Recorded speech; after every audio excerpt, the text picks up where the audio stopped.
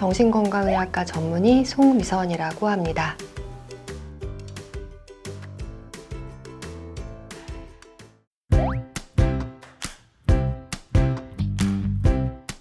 청소년기가 되면 부모님이 일일이 간섭하고 개입하고 하는 것들이 효과가 없습니다. 그렇기 때문에 아이에 대해서 하지 말아야 될 것과 그리고 해야 될 것을 얘기를 하실 때 가능하면 꼭 필요한 것만 개입을 하시는 게 그나마 아이의 반발을 줄일 수 있습니다.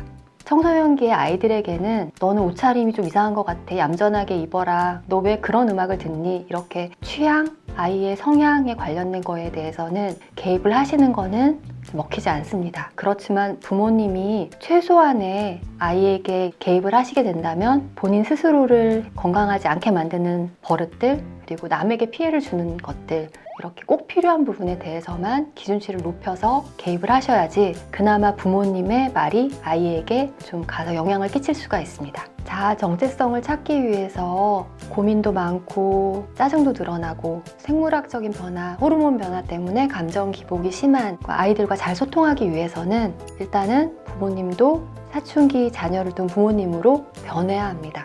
뭔가를 가르치려고 들려고 하는 어른들은 사춘기 자녀들은 원치 않습니다. 청소년기의 부모는 양육자에서 이제는 격려자로 감정 조절을 잘한다든지 자신의 삶에서 행복을 찾아가는 좋은 어른의 모델이 되어주셔야 됩니다. 그리고 부모님들도 느끼시겠지만 아이들을 뭔가 제한하거나 처벌하는 것들은 아이가 나이가 한 살 한 살 들수록 효과가 없어집니다. 그래서 하나하나 안 되는 걸 내려놓다 보면 아이하고 같이 문제를 해결하기 위해서 남는 거는 대화, 소통밖에는 없습니다. 그리고 부모님이 다가가실 때 늘 점검하셔야 되는 것들이 좋게 얘기하자고 하지만 어떤 부모님들은 결국은 아이에게 지시를 한다든지 아이를 평가한다든지 아이에게 심리적인 압박감을 주시는 대화를 하고 있는 경우들이 있거든요. 청소년기 부모님들, 사춘기 자녀를 가진 부모님들이 아셔야 되는 대화법들이 있습니다. 대표적으로 무승부 대화법. 너의 생각은 이렇구나. 근데 엄마 생각은 이래.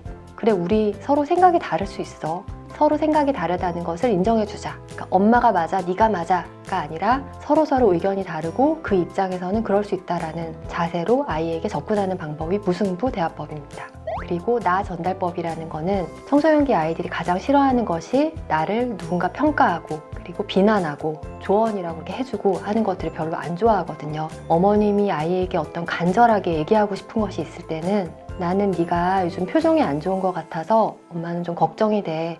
너의 마음을 알고 싶어. 엄마의 감정을 이야기해 주는 것들은 아이를 좀 자극을 덜 합니다. 이것을 아이메시지 나 전달법이라고 합니다. 다음에 어떤 대화 방법은 부모님이 아이들하고 대화를 하시게 되면 보통은 아이는 별로 말 안 하고 있고요. 엄마 아빠만 자꾸 얘기하고 있는 경우들이 많습니다. 그거는 대화가 아니라 일방적인 소통이거든요. 부모님은 일단 아이의 생각을 알아야 뭔가 다가갈 수 있기 때문에 아이의 생각을 물어봐 주시고 느낌을 물어봐 주시고 아이는 막 저절로 얘기하진 않거든요. 적극적으로 들을 준비가 되어 있고 너의 감정이 궁금하다라는 메시지를 지속적으로 보내면서 대화를 시작하시는 것이 적극적 경청에 해당이 됩니다. 이 세 가지 기본적인 원칙을 지키시면 대화가 조금은 수월해집니다.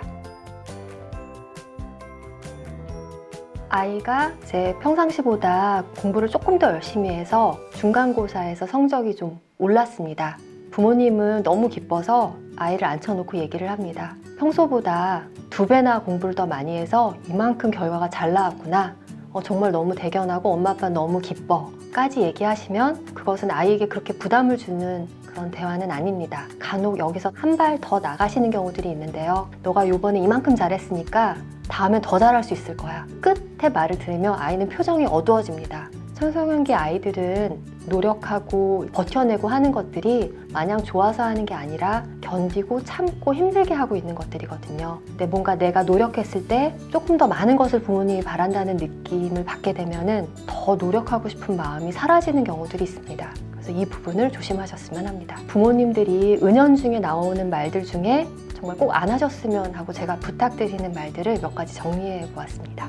보통 아이들은 아직 이제 꾸준히 노력해서 뭔가 성취를 해내는 것들이 연습이 덜 된 상태입니다. 본인이 학원을 다니겠다고 해놓고는 자꾸 빠진다든지 숙제를 안 해간다든지 이런 모습을 보일 수 있습니다. 그때 부모님이 이제 하시는 이야기가 그렇게 할 거면 때려치워 라고 하는 부분들이죠. 이제 아이가 뭔가 이전과 똑같이 실패를 거듭할 때 내가 그럴 줄 알았다, 네가 그렇지 뭐 라는 부분들은 내가 과연 잘할 수 있을지 모르고 불안한 아이한테 좌절감을 한 번 더 심어주시는, 그러니까 쐐기를 박아주는 그런 말들이거든요. 그리고 마치 푸념처럼 이러려고 너 낳고 그 고생을 했는지 모르겠다, 다 소용없다, 엄마가 이제 그동안 했던 일들에 대해서 회의감을 보이는 그런 언급들도 조심하셔야 되고요. 그리고 모든 것을 아이 의지로 돌리는 경우들도 꽤 있습니다. 너 의지가 부족해, 왜 해보지도 않고 포기하려고 하니? 그리고 그 다음에 붙는 말, 나 때는, 엄마 잘할 때는 이랬어. 이렇게 접근하시면 아이는 귀를 닫습니다. 앞에 앉아서 듣고는 있는데요, 아이 마음에 와닿지는 않고요. 아이 마음에 우리 엄마 아빠는 대화가 잘 안 되는 사람이구나 라는 인상을 남겨주게 됩니다.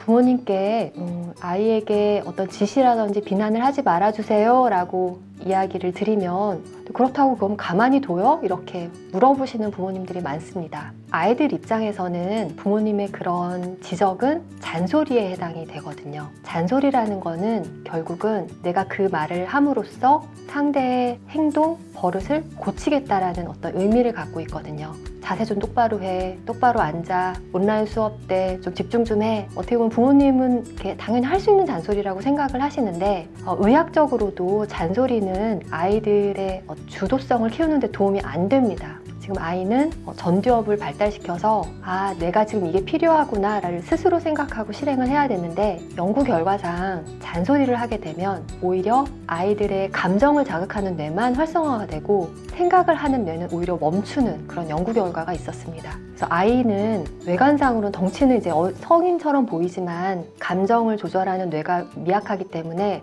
건드려지면 폭발하게 되거든요. 그래서 굳이 부모님이 잔소리를 해서 아이가 생각을 잘 못하게 만들고 감정을 폭발하게끔 유도하실 필요는 없습니다. 그리고 아이가 어떤 어려움을 겪는 것처럼 보일 때, 그리고 갈등이 있을 때 부모님이 아이와 먼저 대화를 시작하시기 전에 먼저 자신을 한번 점검해 보시는 걸 꼭 권해드립니다. 아까 사춘기 자녀에게는 부모님이 좋은 어른의 롤모델이 돼야 된다고 말씀드렸죠. 좋은 어른이란 감정을 잘 조절하는 어른입니다. 아이와 대화를 하기 전에 내가 지금 혹시 화가 나고 짜증나 있고 감정이 잘 조절이 안 되는 상태인가를 점검하셔야 됩니다.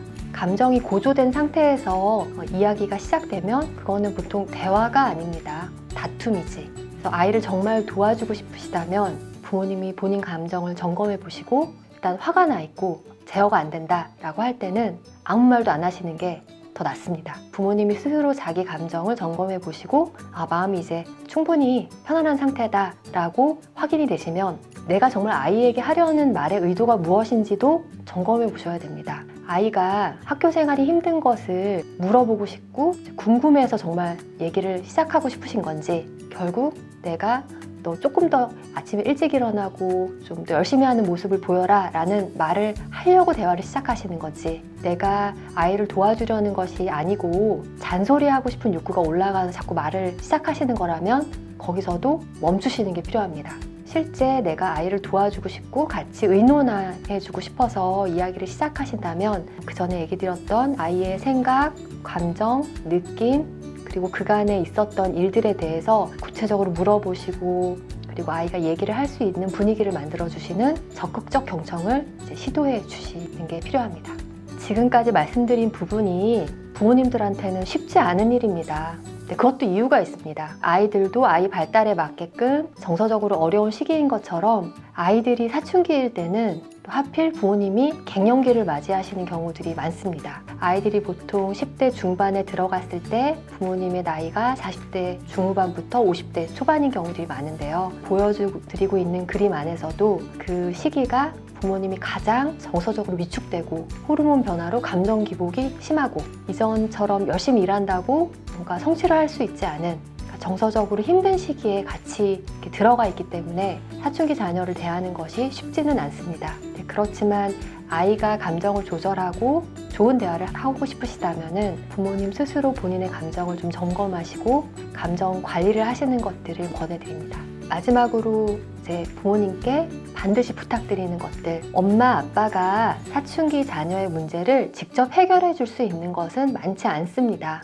부모님이 해주실 수 있는 것은 같이 고민해주고 같이 정보를 알아봐주고 아이가 힘들 때 위로해주는 정도입니다. 아이들이 필요로 하는 거는 엄마가 내 문제를 해결해주세요 라기보다 제발 좀 기다려주세요, 나를 더 건들지 말아주세요, 이렇게 부탁하는 경우들이 대부분이거든요. 도움을 주기 이전에 아이에게 해가 되지 않기 위해서는 다음에 3가지 부탁을 부모님들이 꼭 기억해 주셨으면 합니다.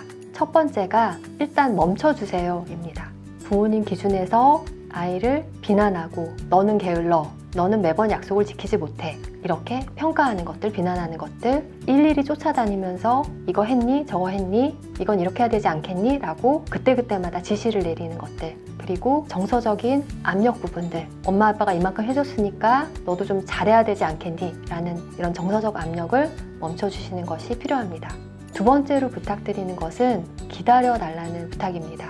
앞서 말씀드렸듯이 아이들은 뇌도 자라나는 중이고 마음도 자라나는 중이고 도대체 내가 어떤 사람이 될지 몰라서 혼란스러운 시기입니다. 당장 내가 무엇을 하고 싶은지 목표나 진로를 설정하기가 어렵습니다. 그리고 이런 자신이 아이도 무척 불편하고 짜증스럽고 불안합니다. 그런데 결국은 아이 스스로 본인의 어떤 진로를 찾아가야 되기 때문에 부모님이 해주실 수 있는 것은 기다려주시는 것들입니다. 그리고 마지막 3번째는 아이를 믿어주십시오. 대체로의 아이들은 부모에게 좋은 아이가 되고 싶어 합니다. 그리고 사실상 유아기, 아동기에는 엄마 아빠 말을 따르려고 애를 많이 씁니다. 그런데 사춘기에 들어서 충동적인 행동이나 감정적인 반응을 했다고 해서 안 좋게 보거나 마치 이렇게 성숙되지 못할 것처럼 여기신다던가 믿지 못하시거나 이런 것들을 하지 말아주시고요. 아이가 나한테 보였던 그런 긍정적인 모습들을 자꾸 떠올리시면서 아이의 원래 본성, 원래 좋은 의도 이런 것들을 믿고 기다려주셨으면 합니다. 저는 아이들한테 엄마 아빠한테 어떤 말을 좀 듣고 싶어? 라고 물어봅니다. 그럼 아이들은 이렇게 대답을 합니다. 너도 잘하고 싶은데 안 되니까 너도 정말 속상할 수 있겠다. 이런 정도의 언급들을 원하고요. 아이가 이제 감정적으로 잘 조절이 안 돼서 문을 쾅 닫고 들어간다든지 짜증을 버럭 낸다든지 나도 모르게 이런 불쾌한 반응들을 나타내게 되는데요. 너 어디서 그런 태도를 보여? 이렇게 비난하는 부모님들도 있으신데 아이도 나름의 이유가 있는데 그게 지금 명확하지 않은 상태이니까 네가 그런 행동을 하는 데 있어서는 너 나름대로 이유가 있겠지, 그럴 거라고 생각해 라는 반응을 좀 듣고 싶어 하고요. 그리고 아이가 가장 답답해하는 것이 어떤 진로에 관한 부분인데요. 아이가 그런 부분들을 이제 불안해하고 답답해할 때 너도 네가 원하는 걸 모르면 참 불안하고 답답할 것 같다. 그리고 네 나이에 그거를 딱 결정 내리는 사람이 생각보다 많지 않아. 지금 당장은 없을 수 있어 라고 아이를 안심시켜주는 반응을 아이들은 듣기를 원하고요. 부모님이 이전에 본인의 경험을 통해서 공무원이 되는 게 좋겠더라, 너는 그래도 좋은 대학을 가야지, 이렇게 옛날 얘기를 하시는 것보다는 지금은 시대가 많이 바뀌었기 때문에 엄마 아빠도 미래에 어떤 직업이 좋을지 잘 모르겠다. 하지만 네가 원하는 것을 찾을 수 있게끔 우리 시간을 갖고 노력해보자 라고 이런 열린 마음을 보여주시는 것을 아이들은 바랍니다. 사춘기 아이와 해야 할 일들 중에 중요한 부분이 아이하고 이제 뭔가 소통할 수 있는 여지를 늘 남겨두시는 겁니다. 아이와 대화를 하려면 일단은 사이가 좋아야 됩니다. 사춘기 아이들은 관계가 좋은 사람의 말을 잘 듣습니다. 그런데 뭔가 대화만 시작했다 싶으면 서로 비난하고 짜증내고 원망하고 공격하고 이런 일이 계속 되풀이된다면 관계가 이미 좀 틀어진 상태가 아닌가 점검을 해야 되고요. 아이의 기본적인 의도는 엄마 아빠와 등지고 싶고 엄마 아빠를 골탕 먹이고 싶고 힘들게 하고 싶은 아이는 없습니다. 아이도 웬만하면 부모와 잘 지내고 싶은 경우가 대부분이고요. 아이가 먼저 마음을 열고 부모에게 다가가는 일은 드물거든요. 그렇기 때문에 부모님이 아이와의 관계를 점검하시고 내가 아이에게 의논할 만한 아주 믿을 만한 어른이 되는지, 그런 어른의 역할을 하고 계신지 이런 것들을 이렇게 되짚어 보셨으면 합니다. 부모하고 자녀하고의 관계가 얼마나 중요한지 미국 하버드 대학교에서 연구를 한 적이 있습니다. 하버드 졸업생들을 상대로 이후에 어떤 사람들이 잘 지냈는지를 봤는데요. 부모님하고의 관계가 좋았던 사람들일수록 실제로 안정적인 직업도 갖고 일도 열심히 하고 삶의 만족도를 느낀다는 과학적인 연구 결과도 있습니다. 부모님이 사춘기 자녀에게 해줄 게 많지 않다고 얘기를 드렸는데요. 그렇지만 부모님이 하실 수 있는 일이 있습니다. 아이에게 어떤 부모가 될 것인지, 어떤 어른의 모습을 보여줄지 하는 것들은 부모님이 선택하실 수 있는 부분입니다. 내 아이는 나와 다른 존재이지만 부모가 자신의 인생을 행복하게 살아가는 것을 보여주는 것이 아이에게 해줄 수 있는 좋은 선물이고요. 부모님은 아이가 어떻게 하면 행복한 삶을 살 수 있는지 찾아가도록 그냥 옆에서 의논해주는 대상, 기다려주는 대상, 믿어주는 대상이 되어주셨으면 합니다. 지금까지 들어주셔서 감사합니다.